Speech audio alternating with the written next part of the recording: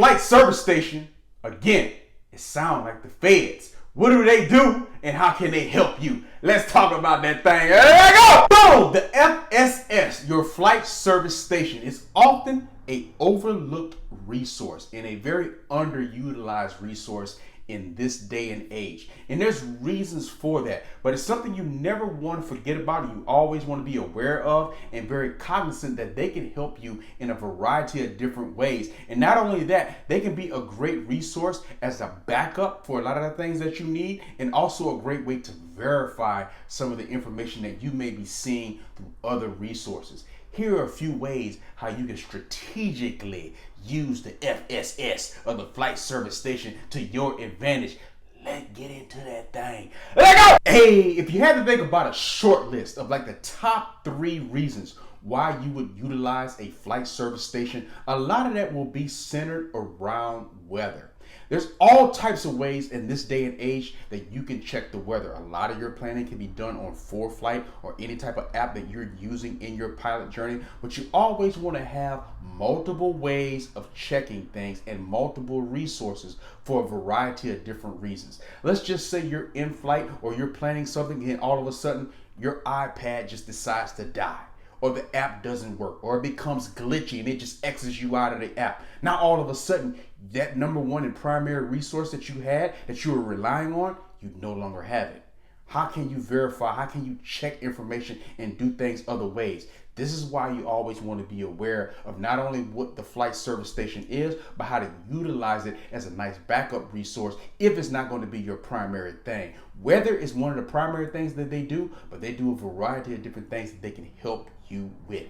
Let's run that thing. Boom! A flight service station is just an air traffic facility that provides a lot of great briefing information that you can utilize as a pilot. One of those things, of course, is a weather briefing. How you can simply contact the flight service station is simply by dialing 1-800-WX-BRIEF and getting that weather briefing. And when you call in and let them know that you are a pilot and you're looking for a briefing, there's usually 3 different options that you can request and ask for. If, say for instance, you're getting ready to fly, but it's way beyond the 6-hour point, you're not going to fly until, say, tomorrow, the 24 hours later, or way out in the distance, you can call and maybe just get an outlook, just trying to get an idea of what the weather may be like for you, so you can begin your planning. You can begin kind of planning exactly what you want to do and all that good stuff for your flight plan. Secondarily, let's just say you already got all that information, you're already aware of that, it's getting closer to the time, and you just called and you just want to get an abbreviated version of that. You're just looking for the highlights and the big points about what you're looking for, so you can request that abbreviated weather briefing.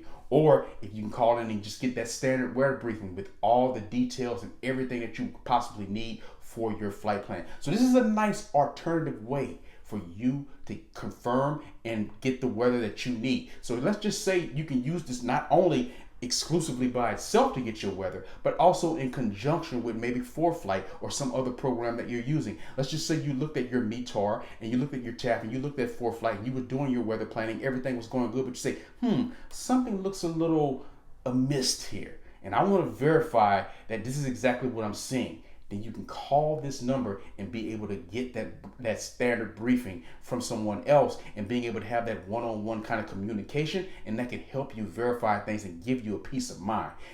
Look at it like this. It will be equivalent to, let's just say you were to call a customer service line. You're frustrated with a product that you may have ordered or that you may be working with, and you call the customer service line. But this particular company that you call, everything's automated, and you're having a hard time getting someone on the phone, and all you have is this one little simple question, but you're going through the automated menu and you just can't get anyone on the phone. You're pressing 0 and you're pressing pound and you're pressing X, and you're thinking to yourself, if I can just talk to someone for 2 seconds and ask them one little simple question, then everything will be everything.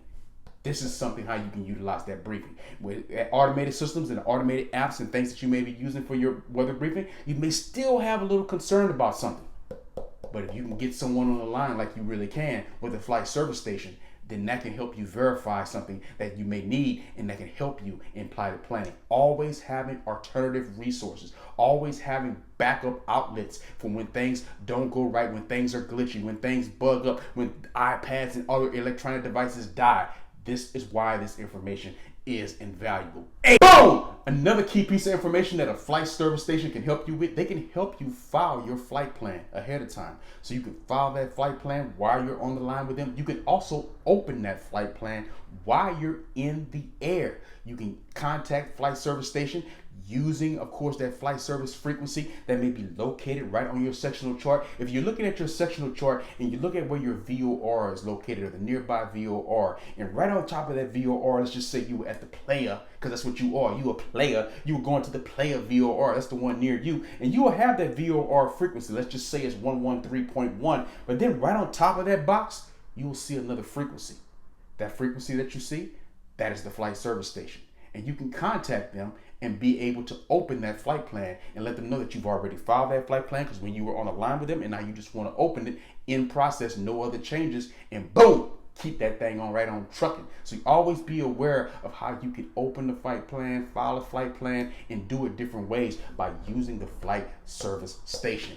Hey, boom, next time you're in the air, give that flight service station frequency a try and look for that nearest VOR and punch in, of course, that frequency on top of that box and communicate with the flight service station to be able to open the flight plan that you may already have planned for yourself, and they help you out in that kind of way. If you just see that nice frequency sitting there, utilize that and kind of make that part of your practice so you at least know how to do it and you at least become very familiar with it. After that frequency, you may even see something that's like a little R sign. That R let you know that maybe that flight service station is only receiving on that frequency, but you have to transmit and communicate, of course, on that VOR frequency. So play around with those different options. That way you know it's always a nice alternative for you to have and something that you can utilize in your time of need. Boom! And numero tres! From one of the top 3 things that a flight service station can provide for you, and this is one of the most important ones to me, and that's in-flight weather briefing. One thing we know about weather is that it's constantly changing. So let's just say you planned accordingly. You were very strategic. You got your weather outlook ahead of time. And then you did your abbreviated weather briefing and your standard weather briefing. You were checking floor fire. You were verifying. You were doing all these things. Everything was going smooth and everything was going good. But let's just say 30 minutes, 45 minutes into your flight, all of a sudden it starts to get a little cloudy.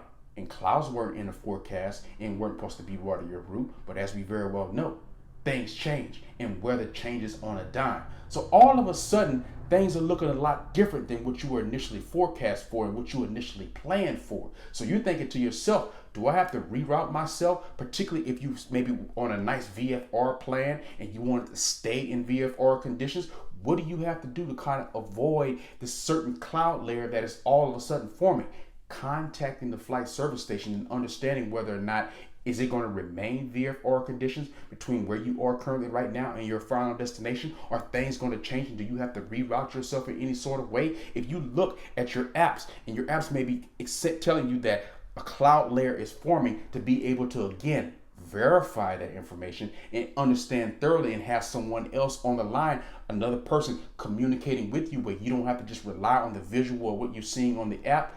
That is the true value of something that a flight service station can provide for you. Verifying what you're seeing, that, oh no, if you stay at the altitude that you are right now, you will experience a little bit, a cloud layer that's hovering over in the distance, but the route, if you stay on your route that in your heading that you're on right now, you'll be perfectly fine and you'll remain in VFR conditions to your destinations. Having that peace of mind can serve you very well as a pilot, and this is something that a flight service station can offer you. Boom! Always be aware that a flight service station is there to assist you in a variety of different ways, not just with the weather. If you just so happen to get lost, a flight service station can help you. So always remember where to locate that frequency on your sectional chart to be able to contact them in your time of need. They can also help you if you can't get in contact with ATC for whatever particular reason. If the frequency's not working for you, you can always chime in to that flight service station frequency to ask for assistance in that route as well. A variety of different things that they can help you with, and they are there to do just that. They are there to help. This is why you always want to be aware of that resource, know exactly how you can easily chime in with them and communicate with them and help you in your time of need, and always have them as a nice, resourceful backup or planning in your flight plan as you go throughout your pilot journey. Don't forget to like this video, comment on this video, share this video, and subscribe to this channel. If you've had some great positive experiences with flight service stations or ones that you want to comment about how they help you along the way, please hit the comment section down below. Each one teach one as we grow together. Hey, I am Donovan Batiste. Hey, this is Leadership Mindset, a place where we can come for free and fun videos about everything that you need to know for you to become a pilot. Because I want you to feel what pilots all over the world feel when we swing and banging that thing. Subscribe to this channel. Love you one time.